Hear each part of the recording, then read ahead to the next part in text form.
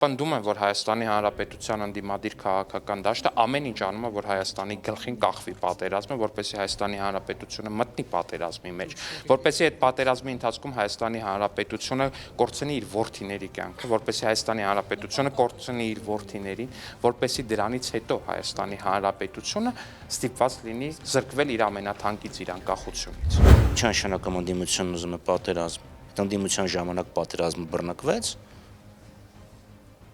Հայաստանը, Արցախ Հայաստանը եւ վերջ, անվաղ դիրքի ազատագրում, տասնյակ